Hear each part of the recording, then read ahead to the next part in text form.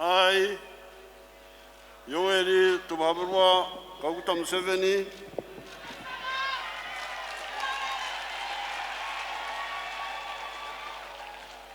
swear in the name of the Almighty God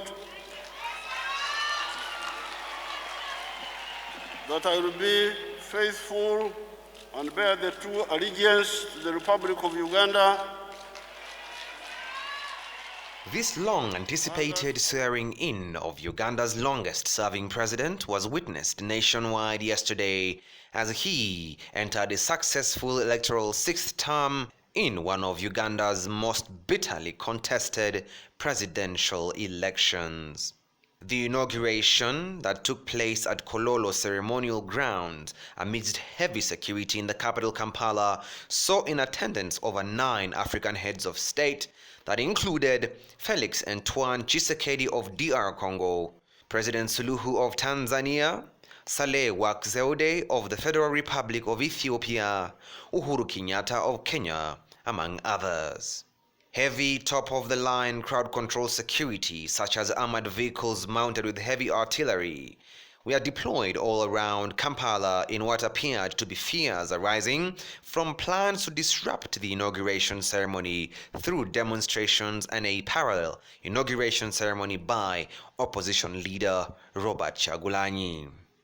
President Museveni, during his inauguration speech, promised to intensify the struggle for economic transformation with a 9 to 10% economic growth, boosting the education and healthcare system, fighting the endemic corruption, among others. He also called for the economic and political integration of Africa and forging an economic center of gravity.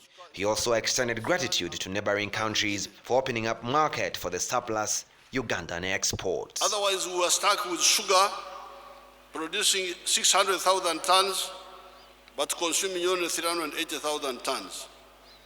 Cement, steel bars, mitayimbwa, tires and tubes for motorcycles, textiles, ceramic tiles, coffee, 7 million bags, tea. Your country now, in spite of only about 40% of the people waking up, 60% are still asleep. But these 40% who have woken up have produced so many products that the internal market is not enough. Therefore, the small colonial enclave economy of 1971 that had been wiped out by the Amin regime has been restored, greatly expanded, and totally new products have been added. This has now vindicated the stand of the NRM ever since 1965, encapsulated in the 4 principles, one of which is Pan-Africanism. President Museveni also criticized the Western powers for meddling in African affairs, citing the Libyan ousting of Muammar Gaddafi. First of all, the situation in Libya was created by the arrogant and irresponsible actions of some actors that took actions that were against the express position of the African Union. I can reveal to you that those actors had a narrow escape. When some actors started attacking Libya against the decision of the African Union, I contacted His Excellency Jacob Zuma of South Africa and proposed that African armies that so decided to intervene in Libya and confront and teach a lesson to those aggressors. During the celebrations, the Uganda People's Defense Forces displayed close combat reconnaissance helicopters and Russian Sukhoi Su-35 jet fighters, yet reaffirming Uganda's military prowess and capabilities in the East, West, and North African regions. Ugandans in West Nile gave mixed reactions about the inauguration. We the youths, we really suffered. There had been a lot of beatings, so Talking about my future in the next coming 5 years, I think the presidents will think about the youths. Now, the youths are being unemployed, there's no work, people are suffering. I just want to appreciate the Almighty God for everything.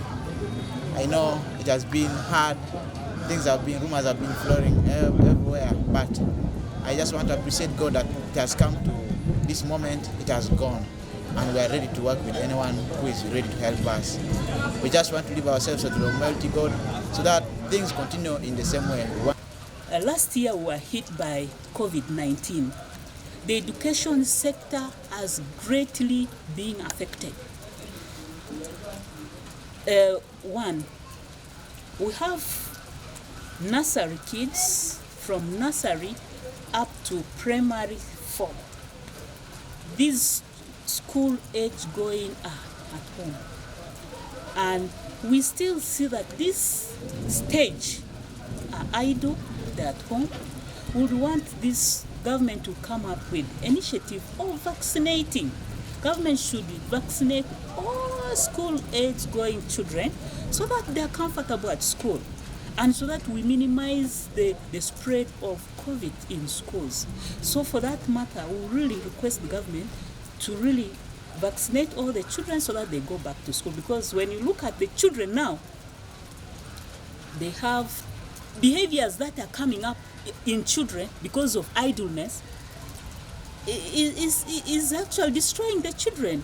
The Electoral Commission of Uganda declared President Museveni winner of the January elections, and 52 Ugandans lost their lives with hundreds arrested during a period characterized by election violence. I am Mahajub Muzmil, reporting for West Nile Television, lighting up the region.